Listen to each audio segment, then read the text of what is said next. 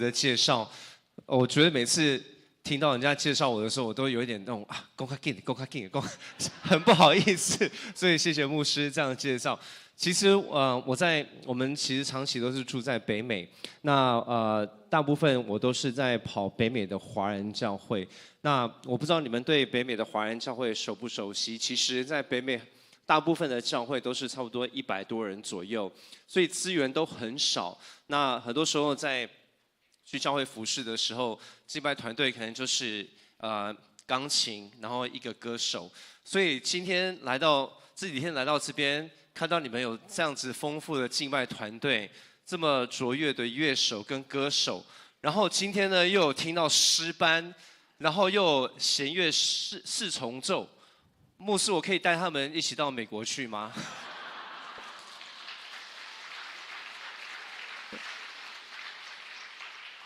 我真的觉得你们在这个教会真的非常非常的蒙福，也非常的享受。不相信的话，你们哪天来到美国，我带你们去参观一些华人教会，你们都会回来的时候就说：“哦，牧师刚下力。”我们这边的真的是敬拜团队跟诗班都非常的好，所以真的是真的是回到这边来到这边。真的觉得台南的你们的家人真的是非常的温暖，所以再一次谢谢夏牧师然后星云姐呢，她其实信怡姐，因为我都叫 Jessica 姐这样子，因为认识她快30年了。那她其实也非常的热心，她从去年的7月还是8月就一直追说你们明年什么时候可以来，什么时候可以来。那因为我们通常都是要等小朋友他们学校考试实习的这些的东西，所以我们也不知道怎么样跟他1年前就说定，我说再等一下，然后他真的是非常的热心，几乎每一个月都简讯，然后都打电话说确定了没有，所以呢，真的是感谢 Jessica 姐这样子的安排跟邀请，那真的是很希望我们这次真的是在这边。我昨天也分享过，星期五下午一到台南，到现在没有饿过，我腰鬼，然后呢，也没有喝到什么水，因为都是一直都在喝手摇，一直在喝牛肉汤，所以在这边真的觉得你们大家真的是很温暖，真的是。然后我知道今天通常是有人是来第2堂的聚会，对不对？那有没有人是通常来第2堂，然后今天非常早起要来第1堂的？哇！神祝福你们，你们今天这么早起床，晚上可以早点睡觉，对身体非常的好，Amen 好，那这是我的部分。那今天也很荣幸其实可以跟我的太太闪一牧师一起出来服侍。那其实很多人出来的时候，他们都不知道闪一牧师是谁。那以前一起服侍的时候，他说：“哦，这是你太太。”直到我说：“哦，他的名字是曾祥怡。”然后说：“啊。”曾祥怡就是他，我说对，然后对，所以呢很荣幸可以很高兴，因为他们以前常常都会看到他的名字而已。那他以前在赞美训练的时候，基本上很少会在台上。因为我们生了小孩之后呢，然后他就比较都是在幕后在服侍，在作曲、编曲之类的，所以呢，就是很少人认得出他是谁，所以呢，直到我说他的名字，那大家就说哇，原来这是你的太太，我怎么那么蒙福？我说对，我很幸福。好，我要再次谢谢富强长老教会，因为我们在这边昨天一整天非常的美好的时光，然后今天早上再回到这里敬拜的时候，真的感觉到很多的神的爱，然后看到很多年轻人在服侍，我非常的开心，然后感受到那个清洁的心在你们的当中，所以谢谢你们让我们能够一起来分享在这边的福分，我们非常非常的荣幸，非常非常的开心。那今天呢，这个我们主日的形式可能会跟平常不太一样，我们就是会唱一下歌，然后我们会分享一下，然后我们再唱一下歌，然后我们再分享一下。那因为我们人也不是很多，我们没有时间跟大家一起练习，所以你们就唱大声一点，如果会唱的话，好吗？好，那我们感觉好像要来练习，诗班要来练，我们来唱一首歌，这个应该大家会唱。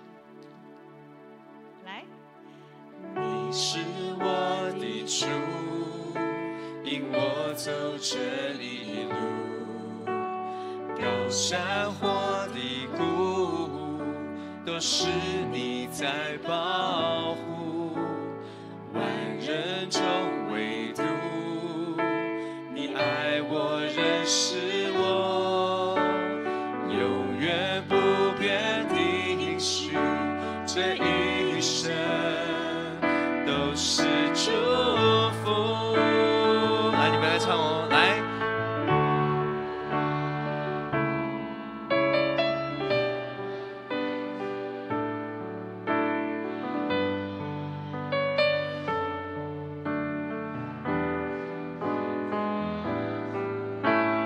一步又一步，这是盼望之路，你爱的手牵引我走这人生路。你是我的主，你是我的主，引我走这一路，高山或低谷，都是你在保护。万人中唯独你爱我，认识我，永远不变的应许，这一生都是祝福。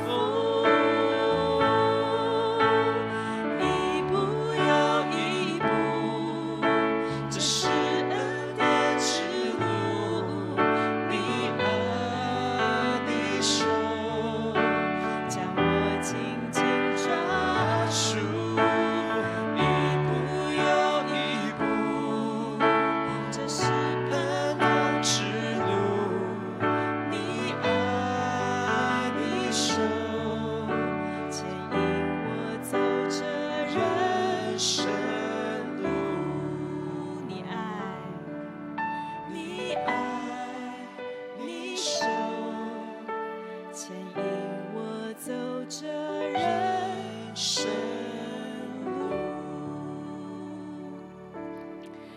这首歌呢，心怡姐一直告诉我说要告诉大家为什么会写这首歌，所以我就分享一下，这首歌其实是很久以前我们那时候去中国的一个孤儿院，我每次讲这个故事我都会哭，所以我很少讲。那时候我们去这个孤儿院呢，那个时候中国还有孤儿院。那个时候我们好像还没有结婚，非常久以前。那边有很多的孤儿，然后我就记得我们跟他玩啊什么的。然后到最后一天的时候，就跟那个小女孩已经有建立一个感情。然后他就拉着我的手说：“姐姐，我那时候还是姐姐，不是阿姨，很小。”他说：“姐姐，为什么我的妈妈要遗弃我？”这个问题呢，就让我非常的难过，我回答不出来，我不知道为什么你的妈妈要遗弃你。后来我就看到他们的 documentary， 就是纪录片，就是看到一个情景，就是有一个孩子他在火车站，然后他妈妈就带他去火车站，然后就说：“你在我这边等我一下。”然后那个孩子就在里面等他，这个妈妈就再也没有回来了。那边孩子的故事大概都是这个样子，都是被爸爸妈妈遗弃的。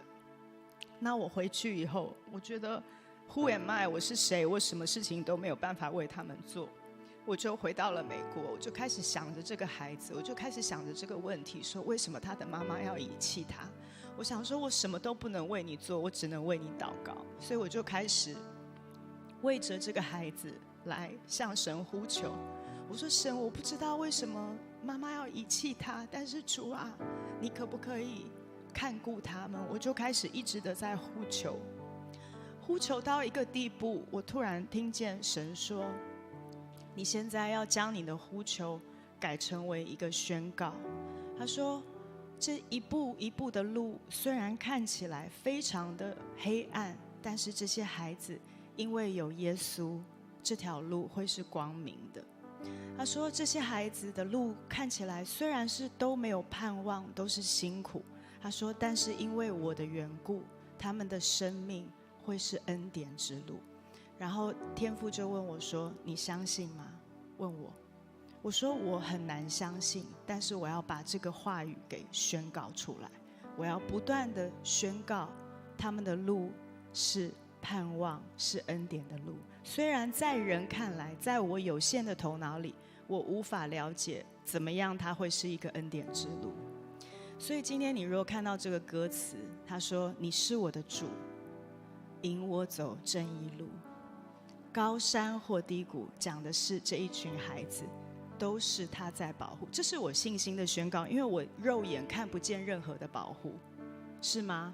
他是被遗弃的。然后他说：“万人中唯独你爱我，认识我。”为什么？因为他没有爸爸，也没有妈妈，只有天父爱他，认识他，永远不变的应许，一生都是祝福。我在替这些孩子们宣告，一生都是祝福。今天我不知道在你的生命中有没有一些看起来像是失望或是没有盼望的地方，或是在我们人有限的头脑是觉得这个地方这个领域已经死了，没有希望的。但是如果神可以翻转，说孤儿的路都是恩典的路，都是盼望的路，我相信你的路也是恩典之路，也是盼望之路。 Amen。 不管这世界上的人是否理解你，万人中唯独他怎么样呢？爱你，认识你。我们一起再唱一次哦。你是我的主，引我走正义路，高山或低谷，都是你在保护。人中唯独你爱我，认识我，永远不变的应许，这一生都是祝福。一步又一步，这是恩典之路。你爱，你手将我紧紧抓住，一步又一步，这是盼望之路。你爱，你手牵引我走这人生路。你相信吗？你爱，你手，你爱，你手牵引我走这人生路。那今天呢，跟你们分享的主题呢是天父拥抱我回家。在我在赞美之泉全职20年，然后后来我就听见神跟我说要休息。那其实我自己身体是很不好，那个时候其实我是没有办法一个朝九晚五的工作，其实现在也不太行。昨天有一个中医师的会友来帮我把脉，就说哇，你这个脉太虚了，太虚了都在撑着，都在撑着。对，那在那段休息的时间呢，因为我完全的放下，所以我真的是体验了天父的爱。我想我们基督徒对耶稣都有很多的认识，但是我们对天父却是有一种有一点怕，有一点就是很遥远的感觉。你们同意吗？所以这个有很多原因可能也是跟旧约里面他的形象都有关系。那我也是，我在基督教家庭里面长大，所以我对耶稣是不陌生，非常的爱他，但是对天父我却觉得非常的有距离。但是在那2年里面，天父来造访我，那每一次呢，我就在那里觉得我自己很没有用，一直生病，一直头痛，这里痛那里痛，每天做不了太多事情。神就一直的天父的来造访我。后来他让我知道说，作为他的女儿，他对我最大的期待不是我可以做什么，不是我可以写多少歌，不是我可以讲多少道，而是好好的做他的女儿，来被他爱，先来被他爱。所以在那段时间里面，我经历了一个很大的翻转。我发现天父他不只是爱我，他喜悦我，还有他喜欢我，他喜欢跟我在一起，他欣赏我。所以呢，今天等一下会跟你们分享很多跟天父的爱有关的经节或是诗歌，那可以跟我一起就是很舒服的来领受。先跟你分享一个经文是约翰福音3章16节，这是我们福音的中心，应该每一个人都会，对不对？我们一起来念好不好？1、2、3。世人真是将他的独生子赐给他，叫一切信他们的不至灭亡，反得永生。因为神是他的儿子，不是要定世人的罪，乃是要叫人福音在。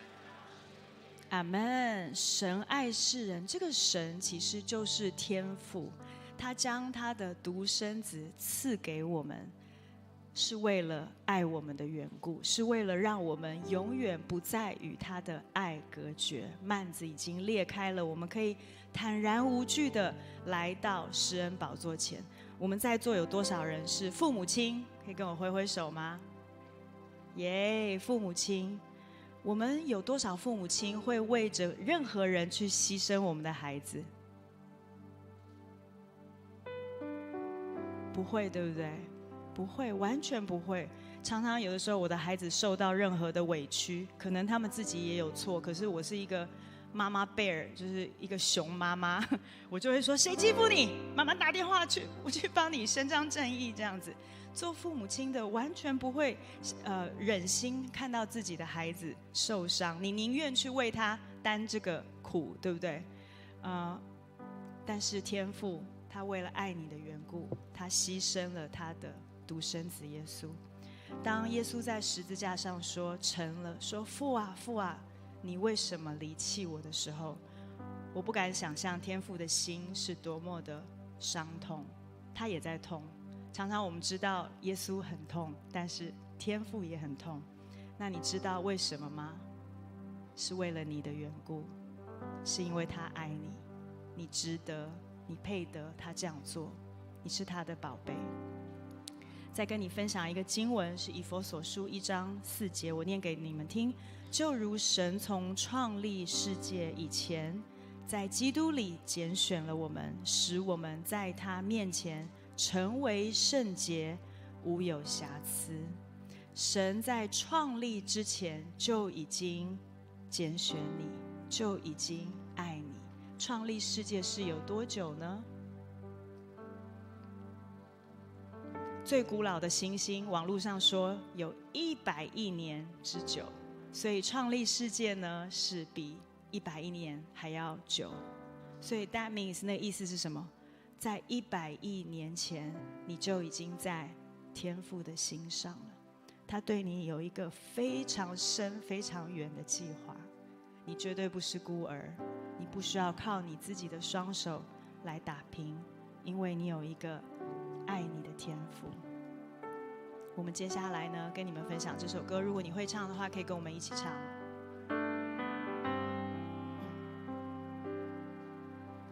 在你眼里，我手早完美，你看着我，眼神尽是喜悦，恩典抚平我每个羞愧，你从不对我失望，爱我爱到底。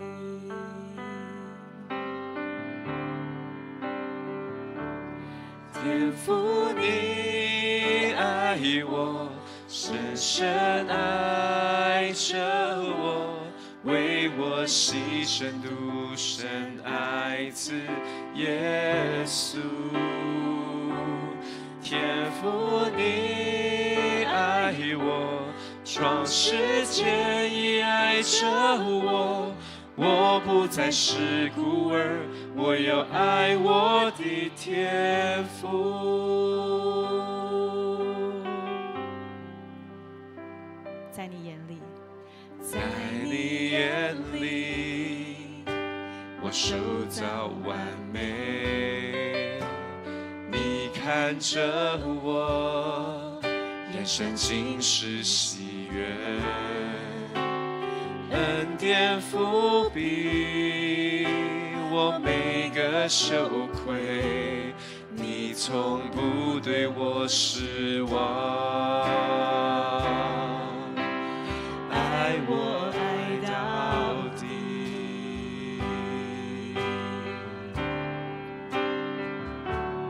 天父，你爱我，深深爱着我，为我牺牲独生爱子耶稣。天父，你爱我，创世间爱着我，我不再是孤儿，我有爱我的天父。天父你爱我，天父，你爱我，深深爱着我，为我牺牲独生爱子耶稣。天父，你爱我，创世间爱着我，我不再是孤儿，我有爱我的天父。所以我要奔向你，所以我要奔向你，让你爱来触摸我，你呼唤我，我的灵魂苏醒。所以我要奔向你，让你爱来拥抱我，浪子回头，永远住在你的家。所以我要奔向你，让你爱来触摸我，你呼唤我，我的灵魂苏醒。所以我要奔向你，让你爱来拥抱我，浪子回头，永远住在你的家。所以我要奔向你，所以我要奔向你，让你爱来触摸我，你呼唤我，我的灵魂苏醒。所以我要奔向你，让你爱来拥抱我，浪子回头，永远住在你的家。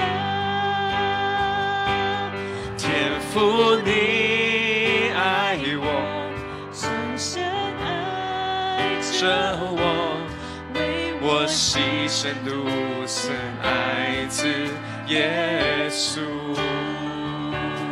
天父，你爱我，创世间爱着我，我不再是孤儿，我有爱我的天父。我不再是孤儿，我有爱我的天父。这首歌的 bridge 说到呢，我要奔向你，让你的爱来触摸我。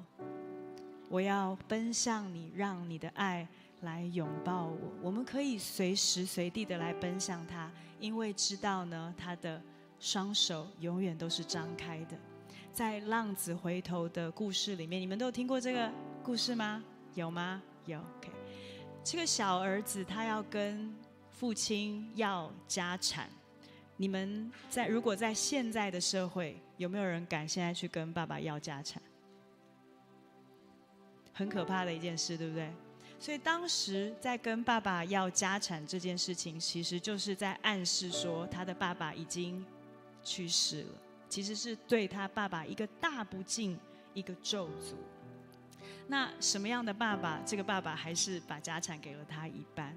那当他已经生命走到了尽头，他开始觉得自己非常的羞愧的时候，他想要回家。圣经上说，我不如回到我爸爸家做一个雇工。好，他觉得我可以用我的努力来争取爸爸的爱。好，我们里面都是这样子，要用我们的努力跟表现来获得一个肯定。但其实不是。所以当他在回家的时候呢，你可以想象他的心情，他非常的忐忑不安。好，他要解释，不知道要怎么解释，不知道你会不会接纳我，不知道人家会怎么样看他。但在圣经上里面记到说，这个父亲呢，远远的看见他，远远的看见他是什么意思呢？表示他 day and night 昼夜都在等他，他每一天站在家里面等他，所以当他远远的出现的时候，他就已经看见他。然后这个父亲，你可以想象这个小儿子从猪圈出来，他全身非常的臭，浑身非常的脏，好，很狼狈的回来。这个父亲，圣经上说什么呢？他跑过去，抱着他，连连亲吻。可能这个小儿子还说：“你不要过来，你不要过来，你不知道我刚去哪里，你不知道我刚从哪里出来，我现在非常的臭，我无法见人。”但是这个父亲不管，他就是来爱他，来接纳他，来拥抱他。圣经上说他跑着跑，中东的父亲是不能跑的，他们不能够露腿，因为那是不合宜的。那有很多学者说，这样子的孩子他回家，他们的村落要给他一个仪式，是要来羞辱他，是要来跟他断绝关系的。可能这个爸爸就是要跑着奔向他，在村落的人看见他之前，就来先拥抱他，让人家不要看见他。最后呢，他为他开了一个大的什么 party， 来庆贺他的回家。这就是爱你的天父。你知道有一次我在跟彰化基督教医院在分享，我们在福音信息下面都是非基督徒，他们是被硬性规定要来听我讲话跟唱歌，所以我讲什么话他们都不理我。我说大家站起来，你可以想象吗？就是牧师平常在台上讲话，人家会听你吗？那你出去别人都不想要理你。我说大家站起来互相问个好啊，没有人站起来，没有人站起来，没有人要理我。那我就说然后我就继续说啊，继续唱啊，继续说，继续唱。讲到这个故事的时候呢，他们的手机开始慢慢放下，之前都是只看手机不看我。讲到这个故事的时候，他们的手机慢慢开始放下，想说你在讲什么？非基督徒都被这样子的爱感动，因为我相信我们里面都有一个被爱的渴望，而这个爱是只有天父可以给我们的，因为他的爱是无条件的，不是因为你有多好。所以这个爱你的天父，他日日夜夜在等你，在跟你讲，等着你来跟他说话。有一次我问天父说：“你今天要对我说什么？”然后我就感觉到他就是非常开心，只因为我今天来跟他说话。他日日夜夜都在等着我们来跟他说话。在我们我常常开线上课程，有一个课程是聆听天父的声音，然后有一个问题是说，天父啊，什么会让你很开心？然后很多学生的答案就是说，我来找他，他就非常的开心。这就是爱你的天父，他等着你来跟他说话。还有呢，他主动奔向你。很多时候我们都觉得是我们要很努力的来找神，来寻求神，但是他是一个主动奔向你的神。而且不管在你情况是好还是不好，不管是在你有没有羞愧，你这个礼拜有没有读经，你这个礼拜有没有很属灵，不管你是什么状态，他主动奔向你。然后还有第三个是什么？他为你庆贺。很多时候我们觉得我们值得被庆贺的地方是我们成功的地方。我们你听人家自我介绍就是说这个人是怎么样曾祥一他写很多歌，我们很喜欢用一些表面的成功来夸耀别人，或是来肯定自己的价值。可是你看，在这个故事里面，什么时候是父亲为他开 party？ 他在庆贺他的回转。任何时候，当你觉得软弱的时候，你说主啊，我回转。当你觉得你不够的时候，主啊，我需要你的帮助，我回转。那个时候，天父就为你庆贺。他不是庆贺你有多棒，当然你很棒的时候，他也会为你庆贺。但是当你觉得你最不值得，你最不想要让人家看到，你最羞愧，你最难堪的一面的时候，那个时候，当你说主啊，我需要你，天父我不行，你来帮助我，他为你怎么样？庆贺，他为你庆贺，相信吗？相信吗？我们再唱一次这个 bridge 好不好？所以我要奔向你，让你爱来触摸我，你呼唤我，我的灵魂苏醒，所以我要奔向你，让你爱来拥抱我，浪子回头，永远住在你的家。好不好？把你的手放在你心上，好像你是小儿子一样，然后来奔向他。所以我要奔向你，让你爱来触摸我，你呼唤我，我的灵魂苏醒，所以我要奔向你，让你爱来拥抱我，浪子回头，永远住在你的家。最后一次，所以我要奔向你，让你爱来触摸我，你呼唤我，我的灵魂苏醒，所以我要奔向你，让你爱来拥抱我，浪子回头，永远住在你的家。天父你爱我，深深爱着我，为我牺牲独生爱子耶稣。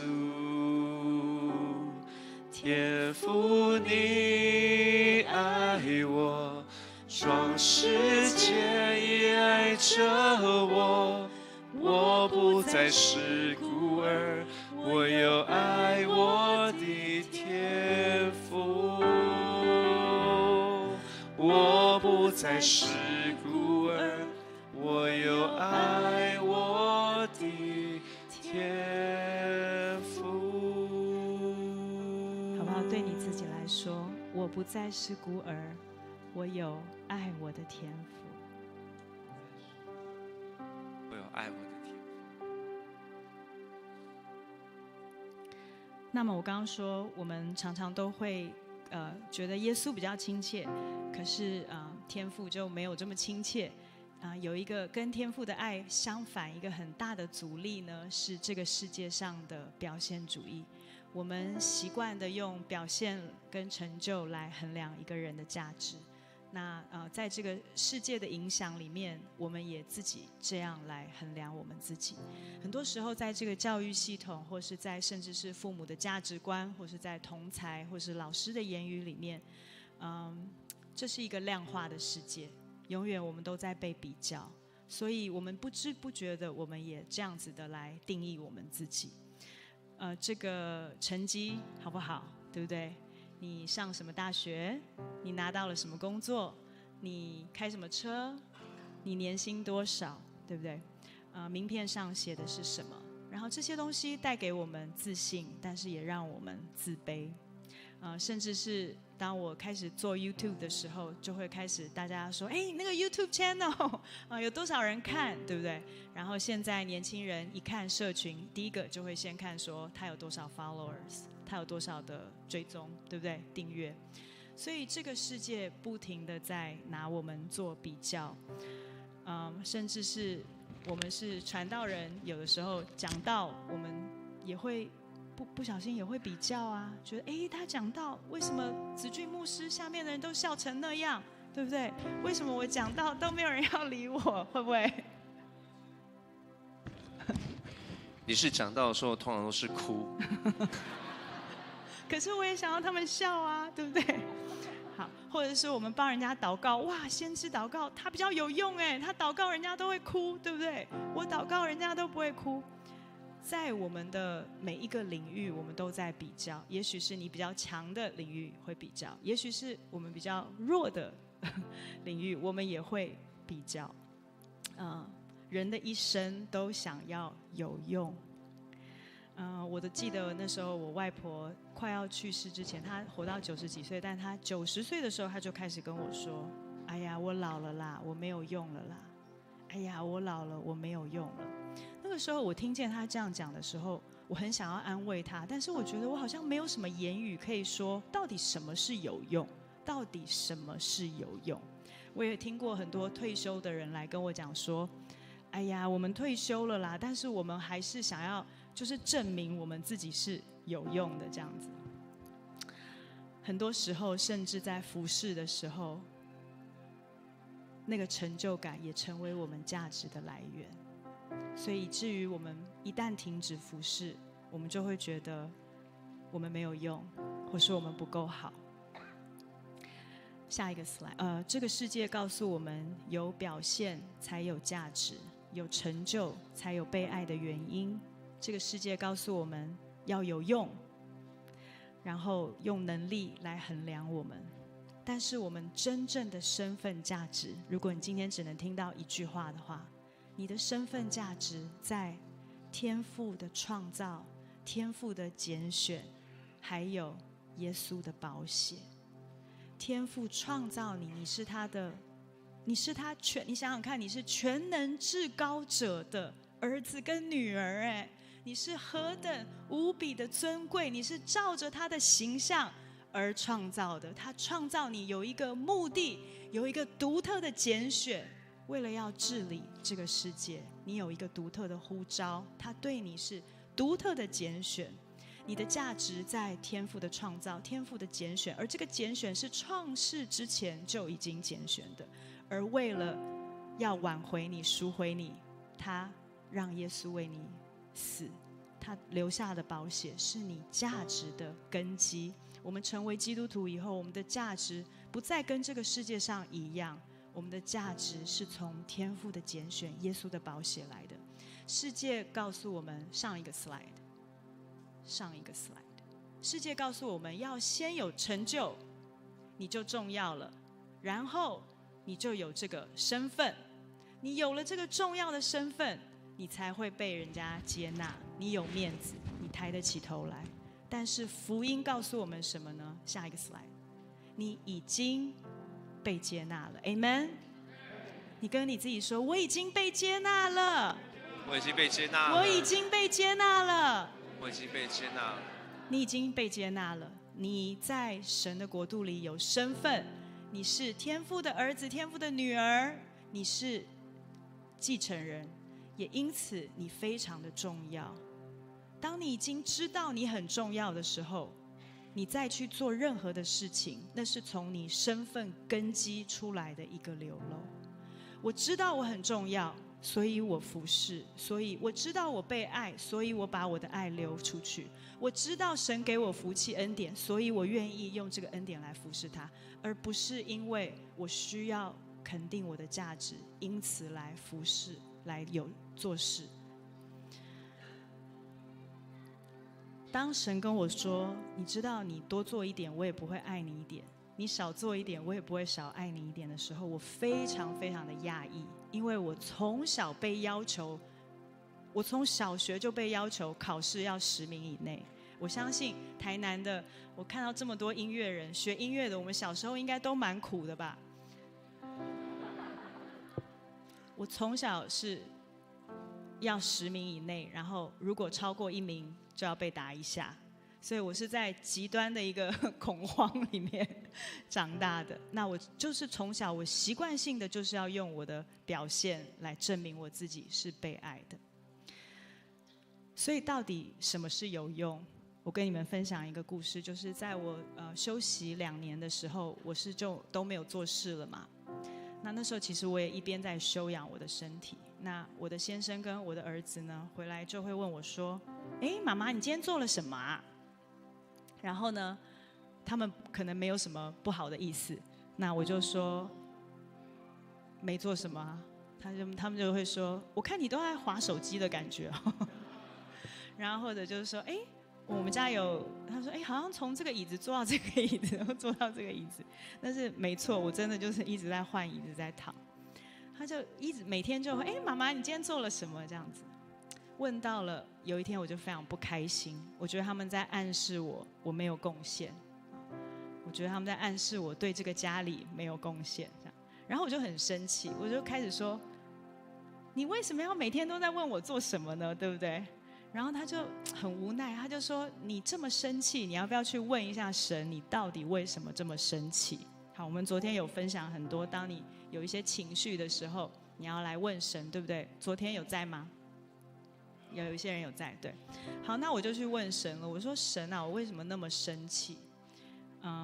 神就跟我讲说：“因为你怕你是一个没有用的人。”好，那我就说好。我怕我是一个没有用的人 ，OK？ 我其实不太懂，我还在消化中。那我就说，那神我有用吗？然后这个问题呢，我每一天都问，但他都没有回答我。我只感觉到他笑笑的，觉得我很可爱，每天都在问说：“天父爸爸，我有没有用？我到底是不是一个有用的人？”到了第3个礼拜，然后天父爸爸就让我看见一个好大好大好大的海洋。他就告诉我说，这个海洋是恩典的海洋。他说，你为什么要一直问你有没有用呢？你所有的一切，今天人家夸你的任何一切，都是因为我的恩典。我没有一个东西是我自己的，是因为我有多好。Everything I have 都是神的恩典。然后他就说，那你没有的呢？比如说你觉得你很慢，你身体不好，你讲话不好笑 ，anything都会掉在这个恩典里面。我的恩典就是够你用啊，你有的也是我的恩典，你没有的我的恩典也会补足你。那为什么你还要一直挣扎这个问题？你有没有用呢？你的一生都是活在恩典之中。当我们不再急于要表现的时候，是因为我们知道我们不用靠表现，我们有的一切是恩典。我们不够的，人家看不见的，人家嫌弃的，神的恩典会够我们用哦。神的恩典会超乎所求所想的来拖住你的每一个人生。跟你们分享一首歌，这首歌叫《你唱着唱着》，是从西番雅书3章17节写出来的。西番雅书3章17节说，耶和华你的神是施行拯救大有能力的神，他在你中间必因你欢欣喜乐，默然爱你，且因你喜乐而欢呼。等一下再如果有的话，这个经文是在下面，意思就是说他看到你开心到一个地步是会欢呼。看到他最后一句写说，且因你什么喜乐而欢呼。我们的天父看见你是喜乐到会欢呼哦。你看到谁会喜乐到欢呼？可能热恋的时候，可能前3个月之后还会喜乐到欢呼吗？还是看到 celebrity 你很爱的偶像，但是天父看到你每一次都是喜乐到欢呼。英文是说 He will rejoice over you with singing， 意思就是说他看见你很开心就会唱歌。唱什么歌呢？唱歌，唱爱的歌。你知道，当你跟人家说我爱你，跟你用唱的表达是非常的不一样的。如果我今天跟你讲说我爱你，你好漂亮，可是如果我用唱的，我要跟你唱吗？那还不然跟谁唱？有点不好意思。好，我跟他们唱。好，比如说这样子，我爱你 ，David， 我爱你，我爱你，有没有很不一样？有没有很感动？哇，22年第一次。但是我的意思是说，神在对你唱歌，是跟你讲话是不一样的。他一直在对你唱一首爱的歌。好，我们来唱这首歌。谢谢你创造我，为了爱我，让我遇见你真实奇妙的爱。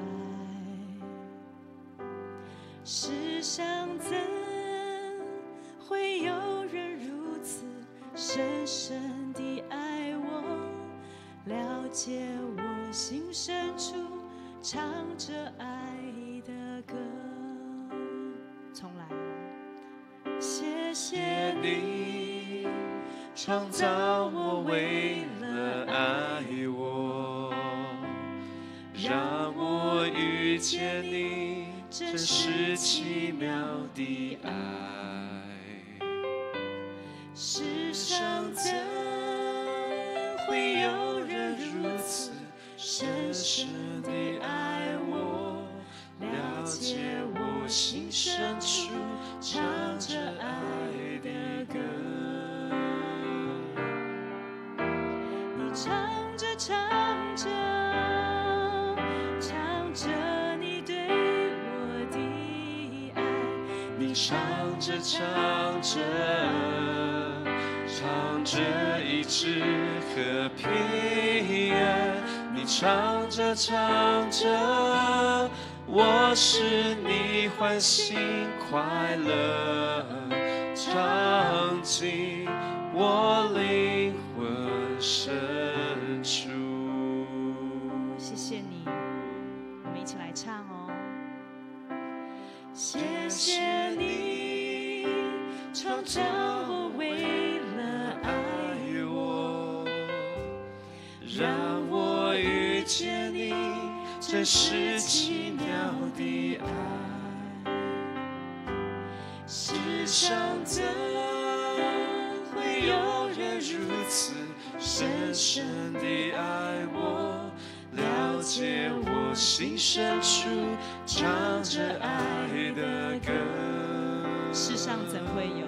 世上怎会有人如此深深地爱我，了解我心深处，唱着爱的歌。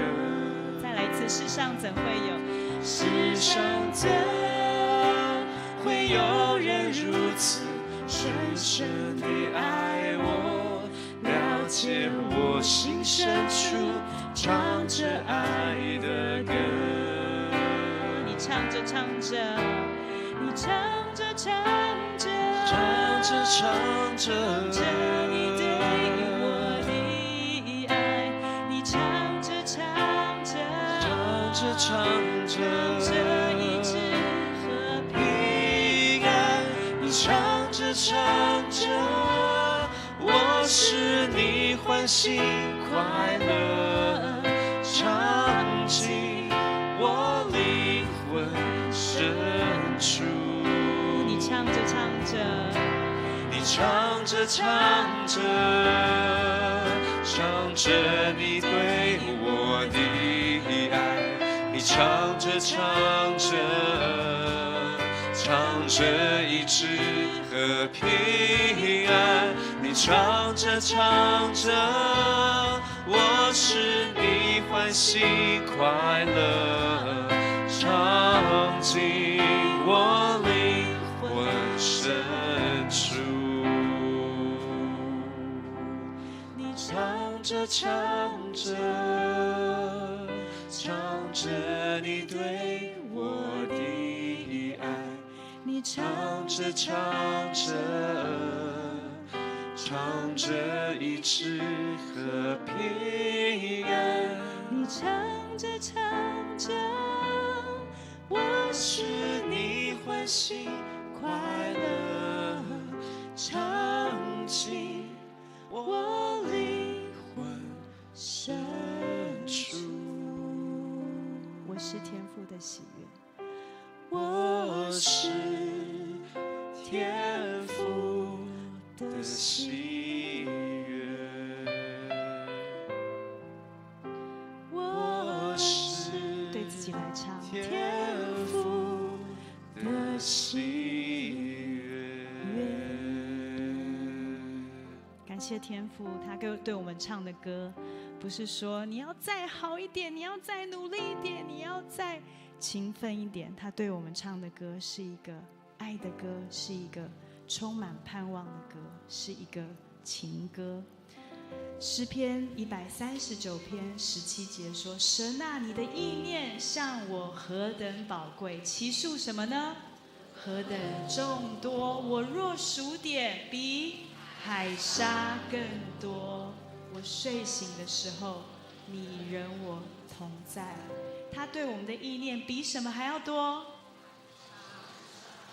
哇哦，海沙数得完吗？数不完。可是他说他的意念比数不完的海沙还要多。你有想过那是什么样的意念吗？他对你唱的歌是平安，是医治。他的意念永远与我们的意念是不一样的。我有一个朋友，他动作非常的慢，但是他的工作环境呢是一个高压的环境，所以呢，在工作的时候呢，别人总是非常的嫌弃他，说你可不可以再快一点，快一点，快一点，快一点。每天看到他就是快点，快点。然后因为他已经很慢了，所以人家再叫他快一点，他就会很紧张，然后就怎么样呢？更慢，对。然后所以他就每一天很辛苦的在活着，然后就开始觉得自己是一个没有用的人，觉得自己非常的慢，觉得自己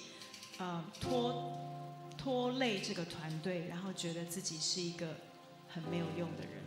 有一天我们就来到天父的面前说：天父，我这么慢这件事情你是怎么看的呢？然后你知道他看到什么吗？ OK， 我来念他告诉我的。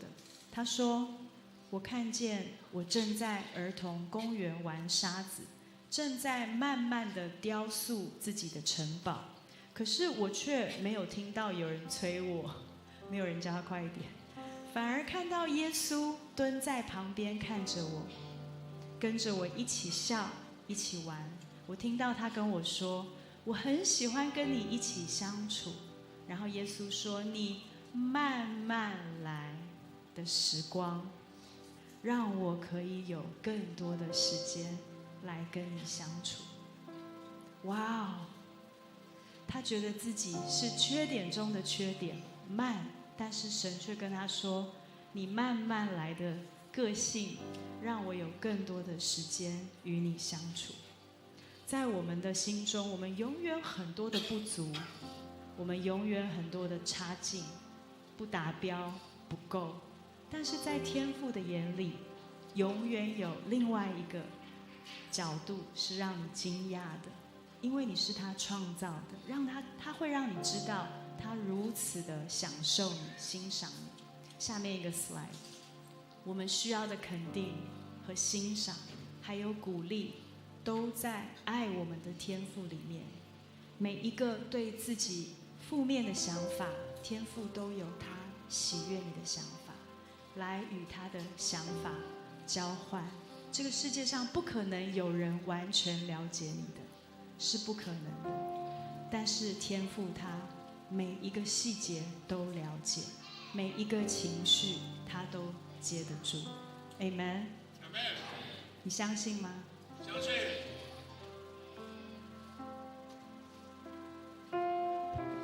接下来要跟你们分享一首歌，叫做《拥抱我回家》。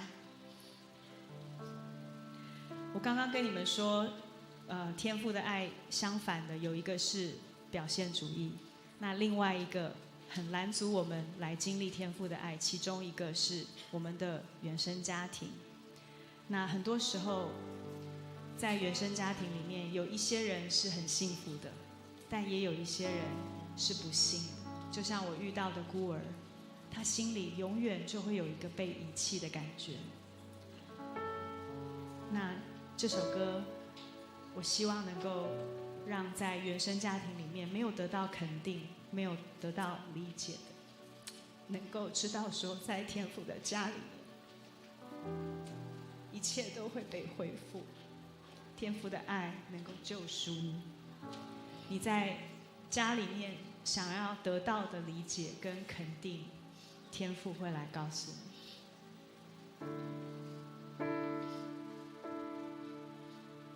换一个 key 好。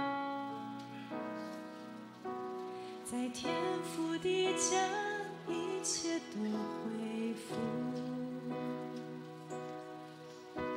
在天父的家，经历全救赎。我不再逃避隐藏，敞开心，让你爱走进我的心灵深处。在天黑暗中，你却追寻我，等待呼唤我，直到我回头。没有任何的失败能改变你的爱，尝试一切为我预备的爱，爱我的天父，拥抱我回家，我不再孤独，因我属这个家。你医治每个破碎，恢复受造的柔美，我心好满足，因你是我爸爸。从 verse 来唱。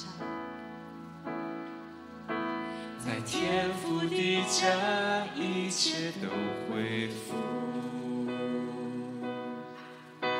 在天父的家，经历全救赎。我不再逃避隐藏，敞开心，让你爱走进我心灵深处。我在黑暗中，你却追寻我，等待呼唤我，直到我回头。没有任何的失败能改变你的爱，尝试一切为我预备的爱。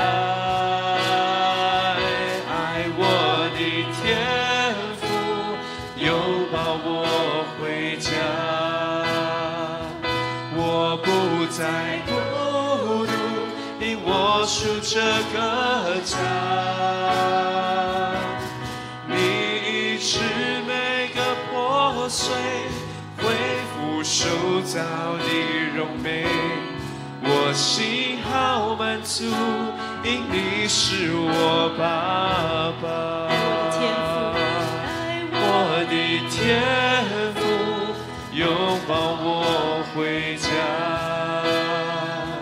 我不再孤独，因我属这个家。你医治每个破碎，恢复受造的柔美，我心好满足，因你是我爸爸。爱我的天父，拥抱我回家。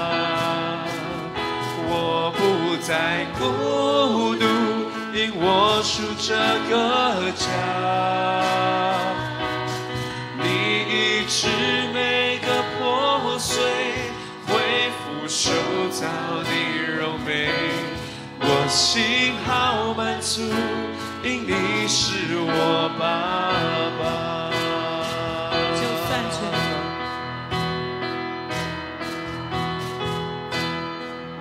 就算全世界都放弃我，就算全世界都拒绝我，你仍张开双臂，挪去所有羞愧，深深拥抱我。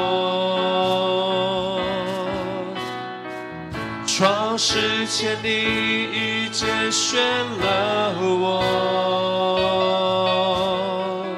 母腹中你已认识了我，对我的意念比海沙还要多，不停爱着我。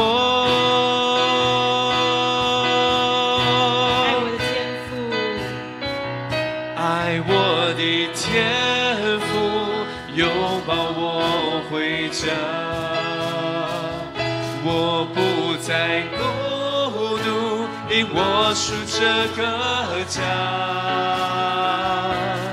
你医治每个破碎，恢复受造的柔美，我心好满足，因你是我爸爸。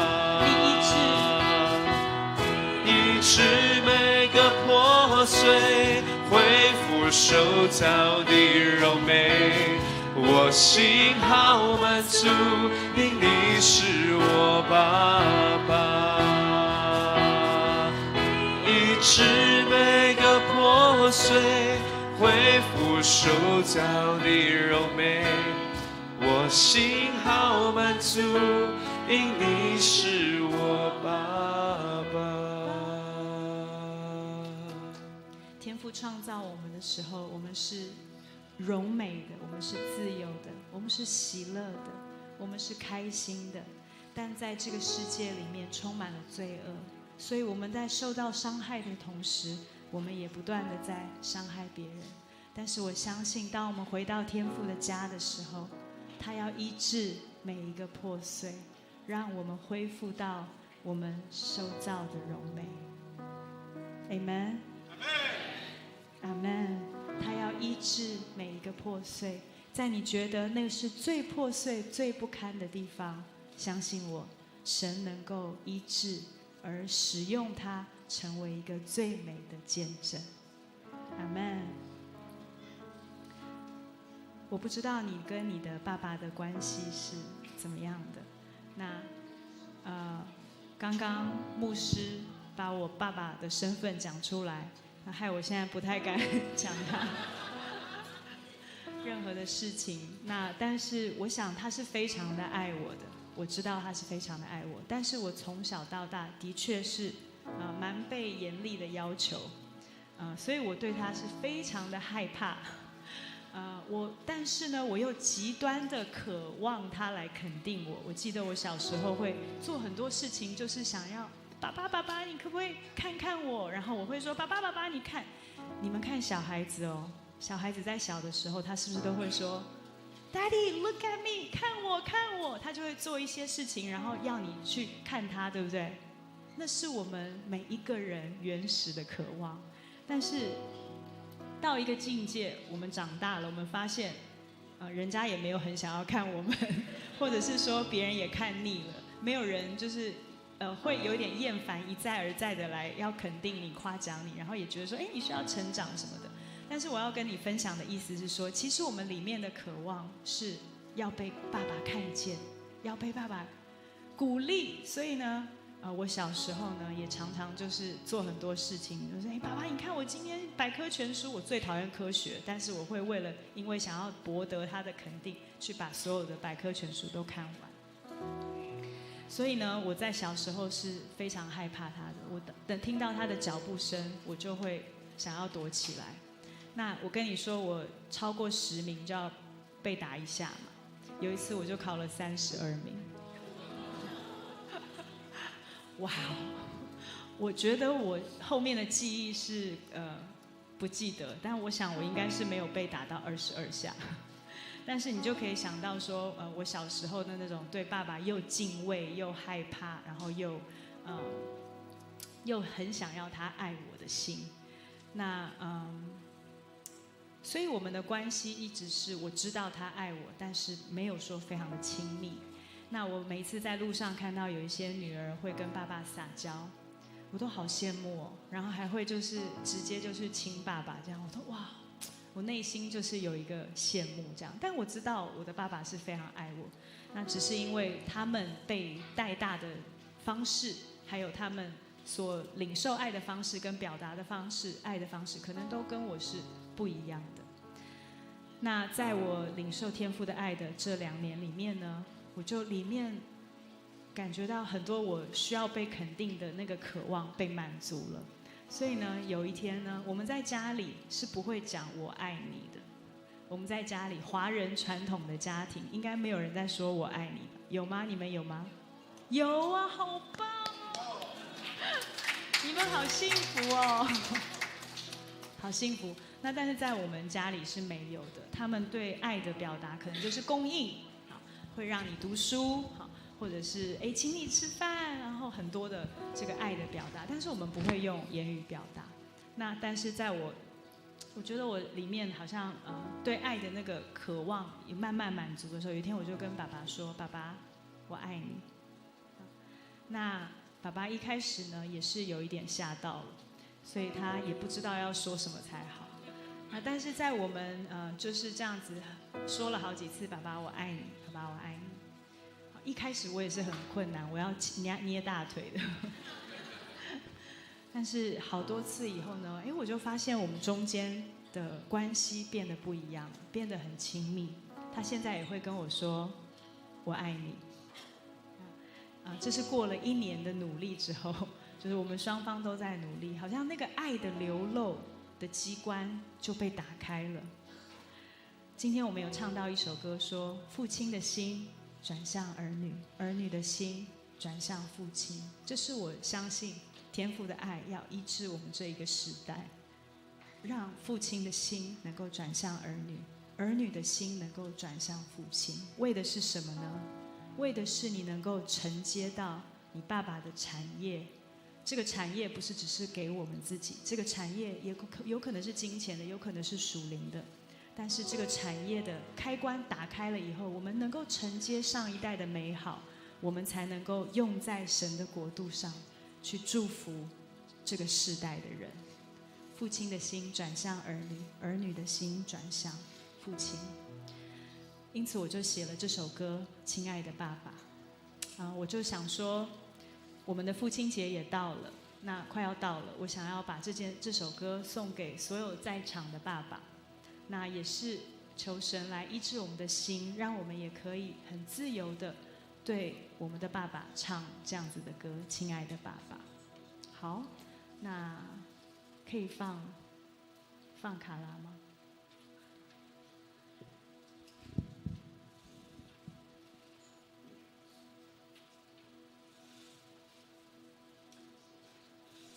是，有声音吗？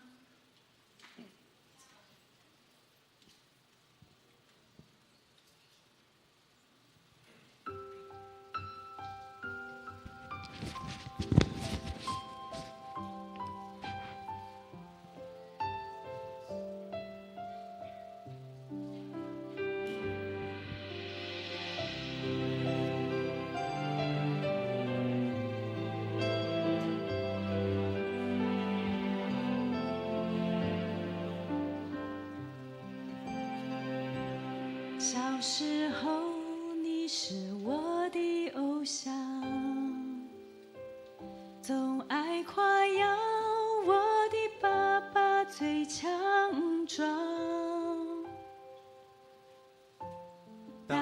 树，是我的保护。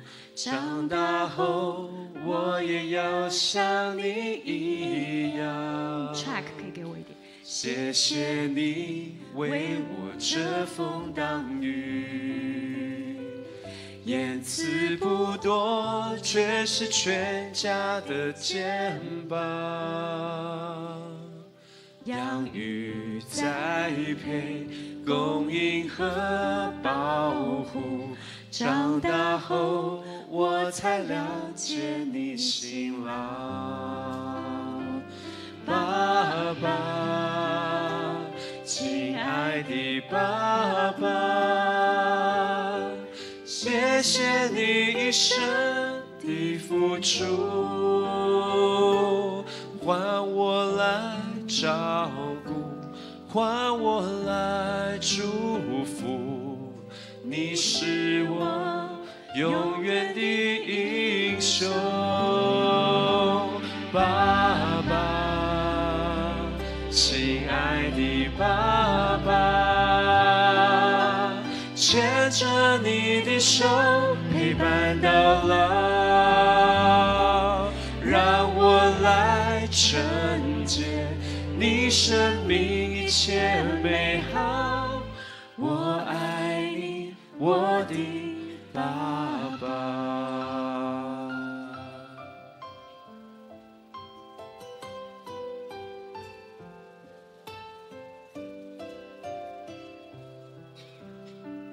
我的爸爸，我爱你。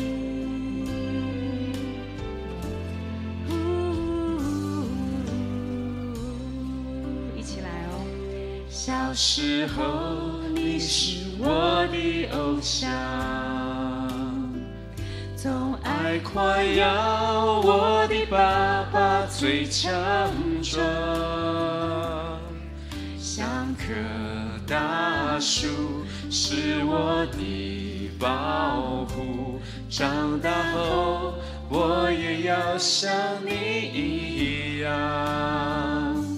谢谢你为我遮风挡雨，言辞不多，却是全家的肩膀。养育、栽培、供应和保护，长大后我才了解你辛劳。爸爸，亲爱的爸爸，谢谢你一生的付出，换我来照顾，换我来祝福，你是我永远的英雄。爸爸，亲爱的爸爸，牵着你的手陪伴到老，让我来承接你生命一切美好。我爱你，我的爸爸。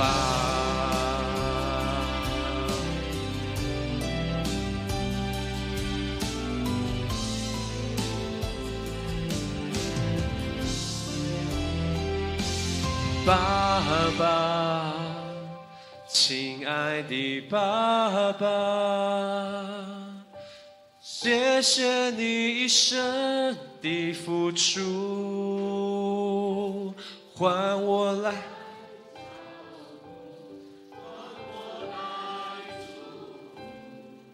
你是我永远的英雄，爸爸。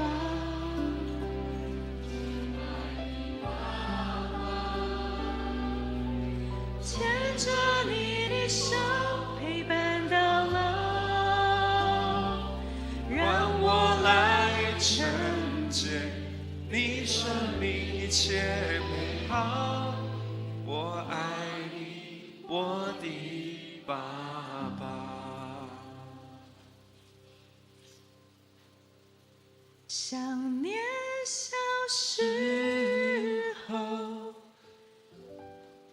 手牵着我的小手，何等感恩，你是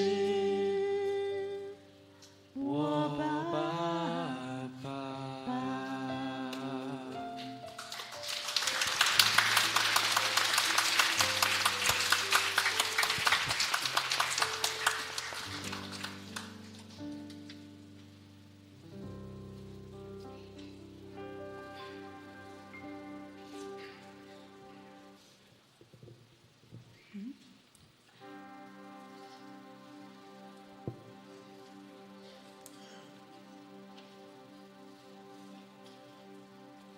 我想要做一个总结，就是马太福音3章16节说，耶稣受了洗，随即从水里上来，天忽然为他开了，他就看见神的灵仿佛鸽子降下，落在他身上。从天上有声音说：“这是我的爱子，我所喜悦的。”这是在耶稣没有讲过任何一篇道，没有任何行神迹之前，天父已经对他说：“这是我的爱子，我所喜悦的。”我相信天父今天也要告诉你，你是他的爱子，是他所喜悦的。在你能够做任何事情之前，他已经喜悦你，他已经爱你。就像西番雅书说，他因我们而欢欣喜乐，默然爱我们，因我们喜乐而欢呼。我今天因为时间的关系，我没有时间再跟你分享一个我看见的一个就是说天父他爱我们如同爱耶稣一样，天父他喜悦我们如同喜悦耶稣一样。约翰福音17章23节，这是耶稣要上十字架之前跟天父的祷告说：“叫世人知道你差了我来，也知道你爱他们如同爱我一样。”耶稣在跟天父祷告说：“你让世人知道你爱世人如同你爱我一样。”我要祝福你，不管你觉得你自己是什么样的状态，天父喜悦你。当我要取这个名字天父的喜悦，不是天父的爱的时候，因为喜悦里面有太多的情绪，是看见你就开心，是肯定，是喜悦，是欣赏，是喜欢。我今天祝福你能够知道你不用做任何事情，神已经喜悦你了。我们一起来唱这首歌。你唱着唱着，谢谢你创造我，为了爱我，让我遇见你，是奇妙的爱。世上怎会有人如此深深地爱我，了解我心深处，唱着爱的歌。你唱着唱着，你唱着唱着，唱着你对我的爱。你唱着唱着，唱着医治和平安。你唱着唱着，唱着你欢喜快乐，唱进我灵魂深处。你唱着唱着，你唱着唱着，唱着唱着，你对我的爱。你唱着唱着，唱着唱着，平安。你唱着唱着，我是你欢喜快乐，唱进我灵魂深处。先喜悦了我，像你喜悦耶稣一样，是你先喜悦了我，像你喜悦耶稣一样。是你先喜悦了我，像你喜悦耶稣一样，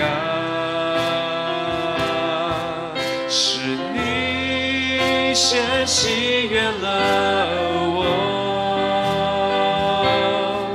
像你喜悦耶稣一样。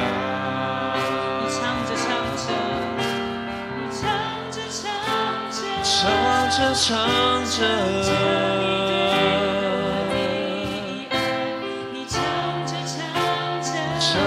唱着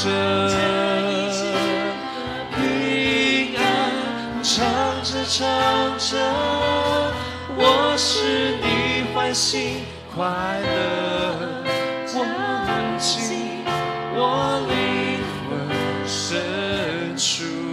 主耶稣爱我。主耶稣爱我，主耶稣爱我，主耶稣爱我，神迹告诉我。一起用台语来唱好吗？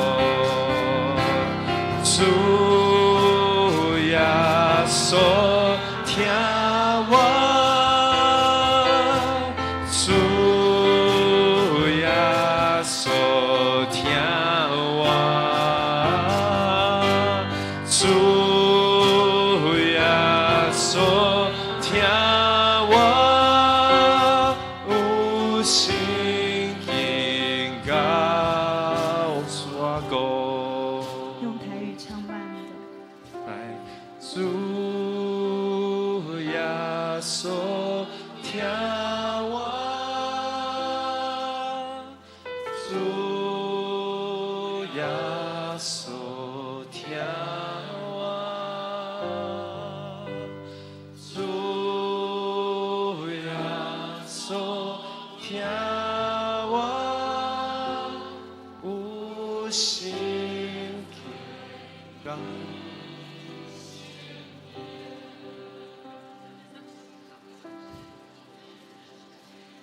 一步又一步，这是恩典之路。你爱，你手，紧抓住，一步又一步，这是盼望之路。你爱，你手。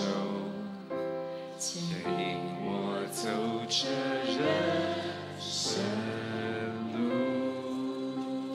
你爱你手，你爱你手，牵引我走这人生路。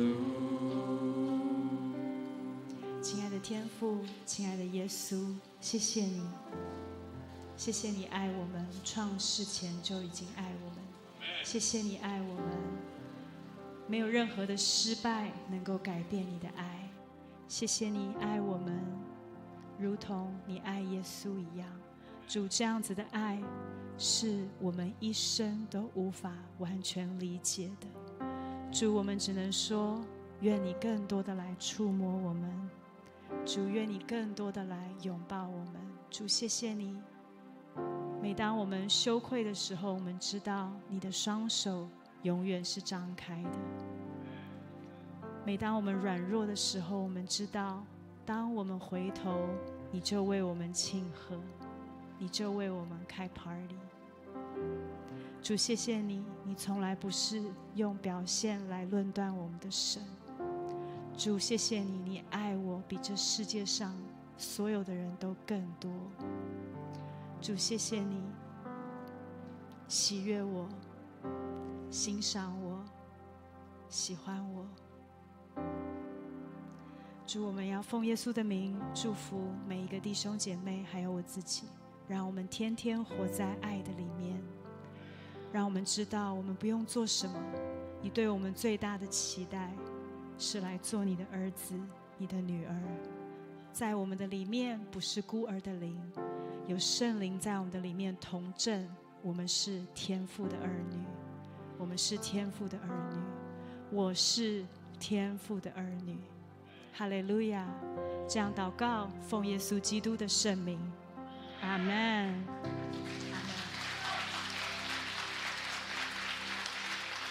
时间交给牧师。